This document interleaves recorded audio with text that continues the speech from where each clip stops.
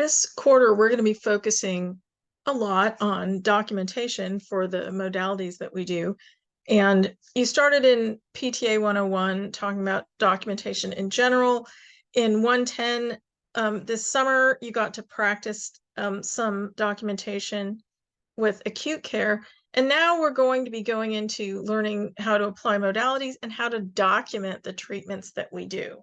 So the learning objectives for this section are to be able to, or really for the rest of your life, are to be able to accurately document physical modalities in a SOAP note format, and we'll review the SOAP note format in an accurate and timely manner. Of course, some settings don't use an actual SOAP. They use a different kind of note format, but if you can do one, you can do another. Be able to report the appropriate CPT charge code for each PT intervention you learn, and to be able to accurately record the billing units for each treatment session. So I'm going to briefly review SOAP notes and talk about what I'm going to be focusing on for you this quarter.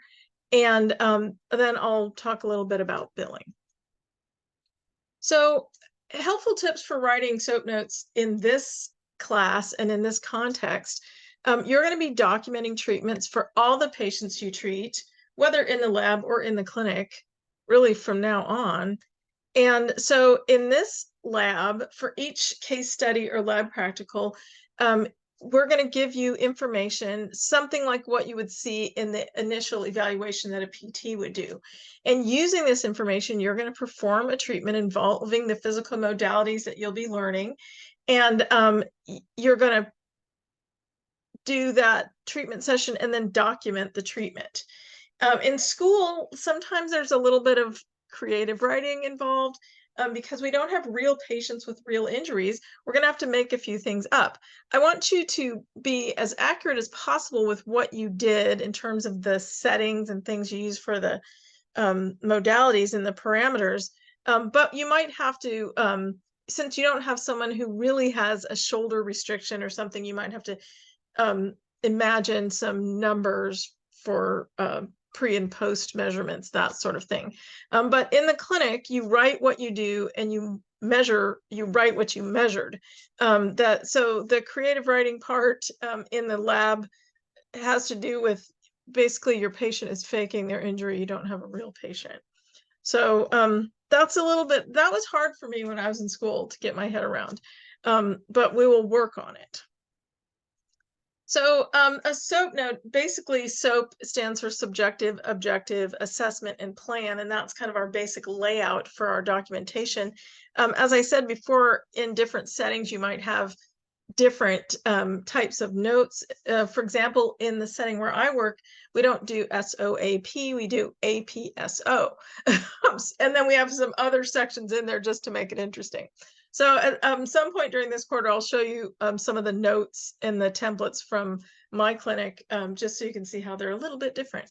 But all of us started out writing SOAP notes, and when they switched to the APSO, nobody had any trouble switching it. And some people would even still fill out the subjective first in the objective section, then the assessment, then the plan, even though it's in a different order in the note. But that's how they do it in my setting, and they might be different in another setting that you're in. So in the subjective section, this is the information that the patient tells us. So what we want, of course, sometimes patients tell you a lot of things. Do you write down everything they say? No, you do not. What we want the subjective section to include is reproducible functional application related to the patient's main limitation. So if the person came in for, let's say they came in for neck pain, they might tell you all sorts of stuff. And of course, in the initial evaluation, they're going to tell you more. They're going to tell the PT more. But there's some things that are relevant to today's treatment and some things aren't. And it's kind of your job to figure out what's relevant and what's not. The things that we really want to document this quarter in this class with these modalities is the patient report. So the patient report is, they say whatever they say, like, oh, my neck has been feeling a lot better this week after last week's treatment, or I really have been getting headaches every day. at the end of my workday when I sit at the computer all day or something like whatever they report. Functional limitations, we want time and activity limitations. So they might say, well, I can only sit at my computer for about an hour before my neck pain starts to increase. That's a functional limitation if that's your job. Relieving factors, if I stand up and stretch, it relieves my pain. Or if I put ice on my neck, it relieves my pain. Or if I take pain medications, it relieves my pain. Aggravating factors, whatever the aggravating factors are, certain activities, standing, sitting, working on the computer, driving, whatever, and improvements. So the patient says, well, my neck is still hurting, but I was able to do this that I couldn't do before. So those are the kind of things you want to put in the subjective section. And sometimes you have to drag that out of people or ask them open-ended questions to obtain that information. So the other thing that you want to know, because we're never seeing people on their first treatment, you want to know what was their response to their last PT treatment. So that's usually the first thing I ask them when I say, hey, how did you feel after Jennifer worked on you last week? Get that information. But we also want some of those other things, functional limitations. Well, how long can you stand before your back starts to hurt? Does anything relieve it? Does sitting down relieve it? Does lying down relieve it? What makes it worse? What makes it better? Have you been able to do anything this week that you couldn't do before? So we have to ask those open-ended questions to solicit the information. Pain information goes in the subjective section. So if you ask people, what's your pain level from 0 to 10, 10 being the worst pain you can imagine, 0 being nothing, that's where you put it. You put it in the subjective section, current pain levels. Pain is not an objective data. You can't measure it. There's no painometer. In the objective section, pre or post measurements or observations that are meaningful to your treatment. So these are things you can measure, observe, they're repeatable, they're objective, they're measurable.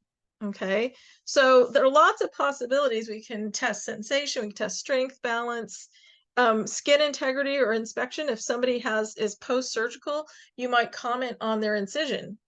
Like you could say, staples have been removed, steri strips are in place, incision is clean and dry, or something like that. Vital signs are objective. Test results. So if you did like a functional test, like a 6-minute walk test, the result of that goes in the objective section. Range of motion, posture, level of assist for transfers, edema or girth measurements, neurological testing, and outcome measure results. Like if you did the Berg or the Oswestry low back pain index or something like that, you put that in the objective section.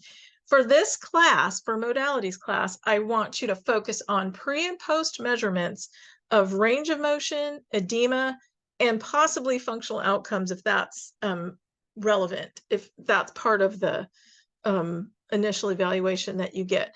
But doing a pre and post measurement for manual muscle testing for strength, you're not going to get a big change in strength from the beginning of a session to the end of a session. So there's no point in doing a pre and post measurement of strength.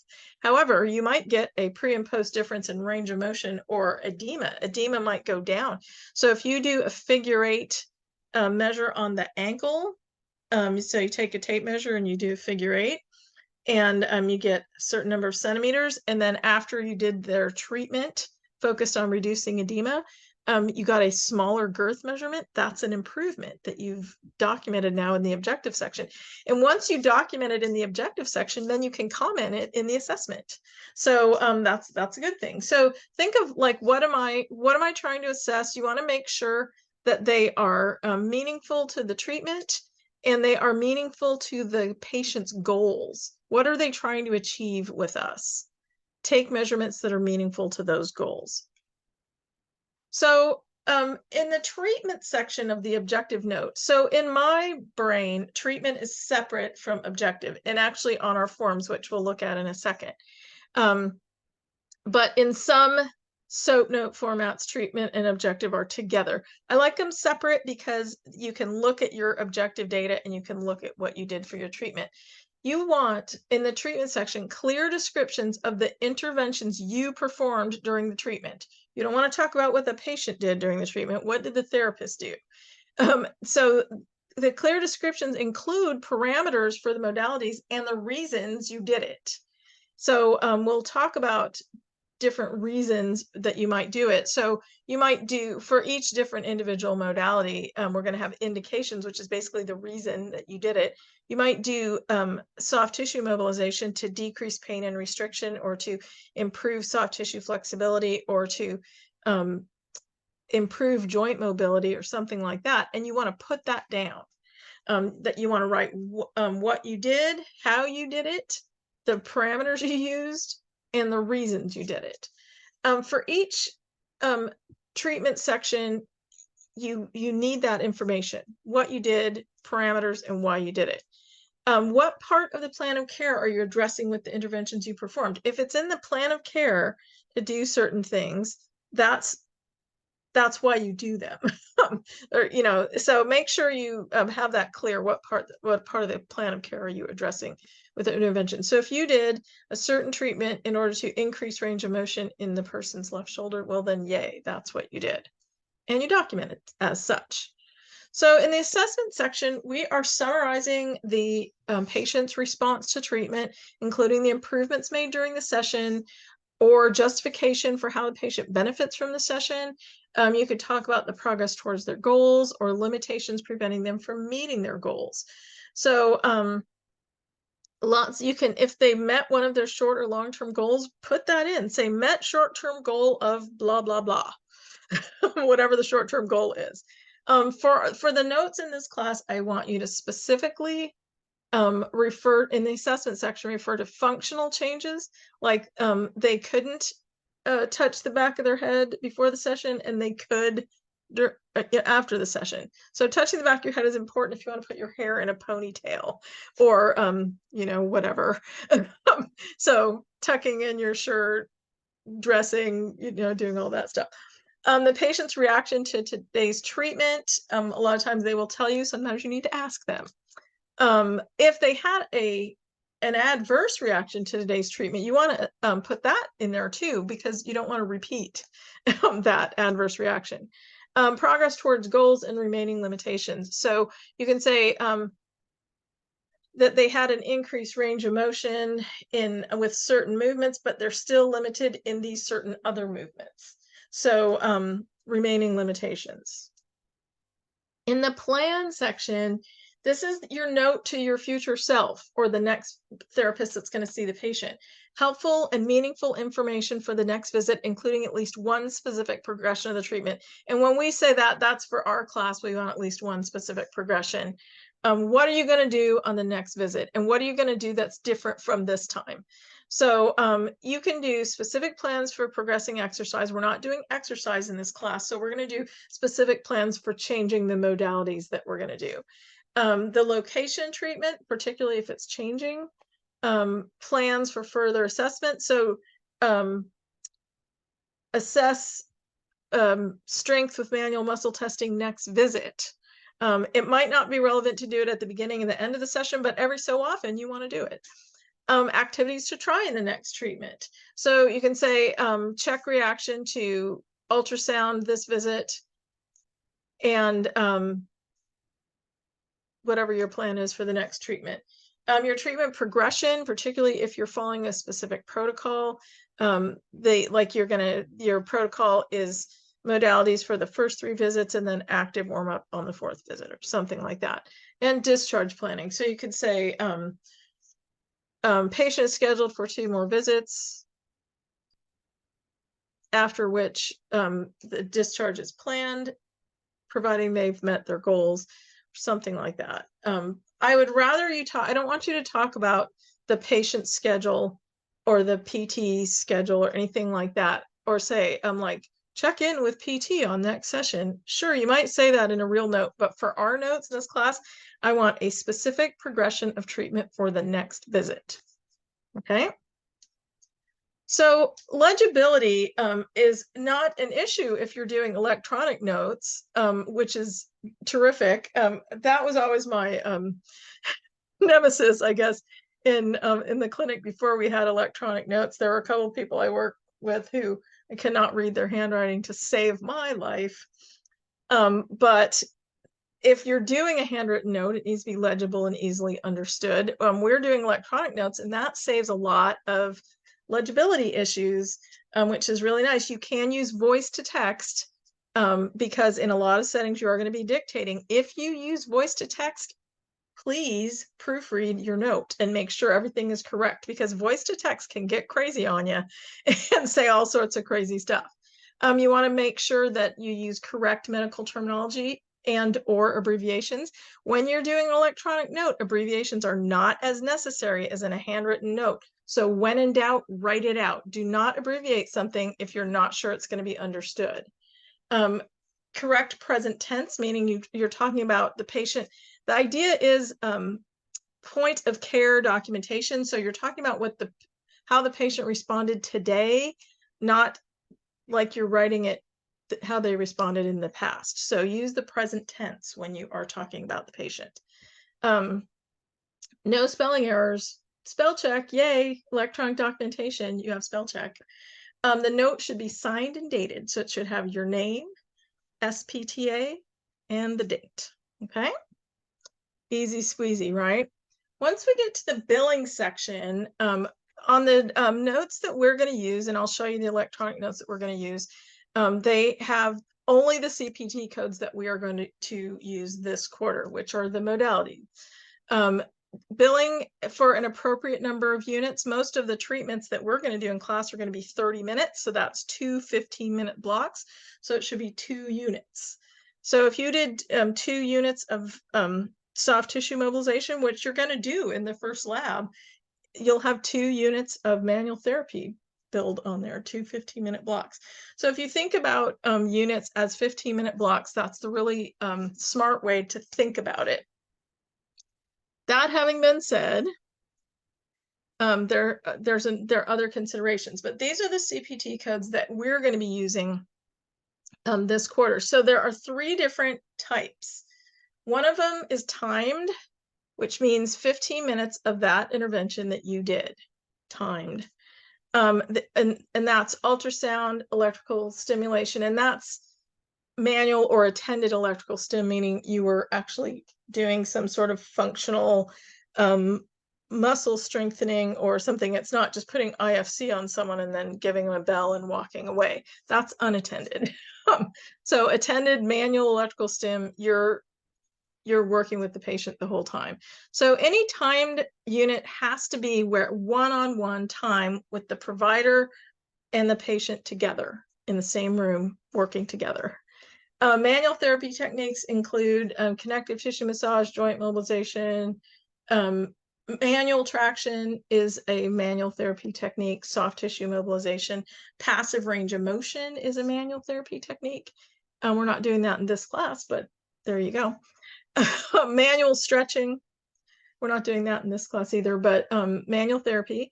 Neuromuscular reeducation, and the reason I put this on here is sometimes we are doing electrical stim for neuromuscular reeducation. So there's really none of the other modalities that we're using this quarter that's going to apply to. But if you are specifically working on neuromuscular facilitation using electrical stim, then you might possibly charge it under or functional electrical stim, and we'll talk about that specifically in the electrical stim chapters. But so that's the only electrical stim is the only modality that we're going to talk about this quarter that you would possibly charge neuromuscular reeducation. Self-care / home training or home management training. A lot of times that is more of like an OT, helping people with how they're going to manage things at home, medication management, that sort of thing. But with modalities, occasionally we spend at least 15 direct contact minutes instructing someone in the use of devices or equipment like a TENS unit, a home TENS unit, compression therapy, compression wrapping. We're going to teach their caregiver how to compression wrap their leg. We'll charge that under self-care home management training. Training a caregiver, that's another thing. So if you spend 5 minutes showing someone how to use a TENS machine, you're not going to charge that. But if you spend at least 15 minutes doing it, then you can charge that under self-care. Untimed charges or no charge interventions. Untimed charges are things where there is a machine doing something to a person, you set it up, you let it run, and you take it off.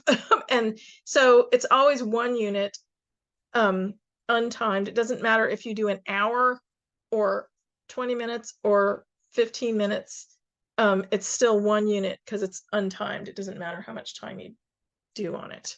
No charge interventions include hot pack, cold pack, ice massage, that sort of thing. So make sure if you're going to do hot pack, cold pack, ice massage in your session, that you don't count that in the total time in your session. So we'll talk more about that with the individual modalities, but those are the codes we're going to use this quarter. So with the time-based codes, you think of them as 15-minute blocks, but there's this thing that insurance companies, including Medicare, do that's called the 8-minute rule. So you have to provide, in order to charge a unit, which is basically a 15-minute block, you have to provide direct treatment for at least 8 minutes in order to receive reimbursement for 1 unit. When calculating the number of billable units, the payer, the insurance company, adds up the total minutes of skilled one-on-one therapy and divides the total by 15. So it doesn't matter what, like if you did 5 minutes on one and 20 minutes on another, and they just add it all up and divide by 15 and they get the total number of, so you should have billed that number of units. So basically, if you have a 30-minute appointment, you're billing 2 units. You better do enough to charge for 2 units. If you have a 45-minute treatment, it should be 3 units. If you have an hour treatment, it should be 4 units. But it's that 8-minute rule is confusing, so don't worry about it too much right now. I'm just introducing it to prime your brain for the future. But here's how the 8-minute rule ends up breaking out. 1 unit, even though it's 15 minutes, so think of a unit as 15 minutes, but if you do anything between 8 and 22 minutes, that is 1 unit. So it's 15 plus or minus a few. In order to charge 2 units, you have to do at least 23 minutes of hands-on one-on-one direct treatment, or one-on-one direct treatment. Doesn't have to be hands-on. And between 23 and 37 minutes. So 30 minutes is the kind of what it is for 2 units, but anything between 23 and 37. You can't charge 3 units if you do 37 minutes of treatment. Go 1 more minute to 38 and you can charge 3 units. So between 38 and 52 minutes, which is basically 45 minutes plus or minus a couple. And then 4 units is between 53 and 67, and 5, nobody makes 5-unit appointments, but anyway, 68 to 82 minutes. So just remember, if you have someone for an hour, 60 minutes, and you spend 10 of those minutes on ice, you cannot charge 4 units because ice is a no charge code. So so then that's only 50 minutes and you can only charge 3 units. So do 53 minutes of treatment and then do 7 minutes of ice. Or do 60 minutes of treatment and then put them on ice at the end and go to your next patient and, figure out how they're going to get off the ice. So just keep that in mind. Don't worry about it too much. Think about units as being 15-minute increments, and that'll make your life a lot easier. So this is the electronic form that we are going to use for our SOAP notes this quarter. And the little blocks on there, you can just click on one of those and fill in the information. So I have 2 separate ones. One of them is this one, and I call this one the cued form, which basically it has cues for what to put in there. So it has like time of day, treatment time, blah, blah, blah, all that stuff. And then in the subjective, it tells you what you should be looking for. And if you just fill in those little boxes and take out the ones you didn't fill in, then you have everything you need in the subjective section. In the objective measures, pre-treatment measurements, post-treatment measurements, functional outcome measure, if any, all nice and neat there. In the treatment section, there's room for up to 3 modalities. If you do more, you can add more in there. Area treated, which modality you did, the area treated, the parameters, the patient position, the treatment duration, and the reason you did it. That's all you got to put. Any additional documentation. So you can freestyle it a little there at the bottom. In the assessment, functional changes, reaction to treatment, progress to our goals, remaining limitations. Plan, specific progression of treatment. Boom, there it is. Charge codes, you want to put, for the timed codes, you want to put the time you spent doing it. So if you spent 20 minutes doing it, you put in 20 minutes, that's 1 unit. So if you did 10 minutes, that's 1 unit. If you did 15 minutes, that's 1 unit. So if you did 23 minutes, that's 2 units. So in the untimed codes, you don't put the number of units, it's always 1. You just put the number of minutes that you spent in them. So if you put someone on unattended e-stim for 20 minutes, you just put in 20 for the number of minutes you did untimed codes. No charge codes. Normally, in a lot of clinics, like in the clinic where I work, we document that you did like ice pack times 10 minutes to reduce edema. And then we put in parentheses, no charge, but we don't actually log a no charge code. But just for the purpose of this class, I want you to put those times in minutes just so you're keeping track of them. And if there's something else you do besides the things listed there, you could put it in other. And then your signature, your title is SPTA, student PTA, and the date. And so in an electronic form, your typed name is your signature. So you don't have to scan your signature and put it in there. In the electronic medical record system that we use at the clinic where I work, it automatically puts in your name because you're logged in as you. So what I want you to do in class is in lab, I want you to fill this out. I want you to put it in, submit it in Canvas, and then I will grade it. And if you want to use your own device, that's fine. If you want to use the tablets in the lab, that's great. If you want to just write everything down and then go home and do it in your computer, not the ideal situation because we're striving for point of care documentation. And you can't ever remember everything. But so there's that with everything. And really, this one's easy squeezy. All you got to do is fill in the blanks. Take out the stuff you don't use. So that, I don't know how that could be any easier. We have another option. And this is the other option. So it's the same thing, master fillable SOAP note sheet, but there's a little less queuing in there. So this is the unqueued version. I called that one the queued version, and this one is the unqueued version. And basically, it just gives you space to type that stuff in. So what my suggestion is, and we've never had this before, I just invented the queued version, just this week. My suggestion is you start with the queued version, practice typing that in, and then when you feel a little more confident with what you're writing in your notes, switch to the unqueued version and just see if you can write a good note with it, with just the blanks. I think you can do it. So the idea is skill building. We want to build the skill of doing good documentation. So I'd love to hear your feedback on that and see if you like that queued note. In fact, the clinic where I work, we use templates a lot for our notes. And so a lot of it is like a queued note. It has like blanks that you fill in. I mean, there is some writing that you have to do, and there aren't as many cues as there are in my queued note, but that's a really good way to approach writing your SOAP notes and to learn what you should write in there. So that's nice. And our system does have a lot of drop down boxes and options you can pick that are already in there. And that's what I sort of tried to build into the queued note. So hopefully that makes sense. And we're going to practice writing those notes this quarter. And then we're going to do some other activities around SOAP notes, just so you get good at your documentation. That's the goal.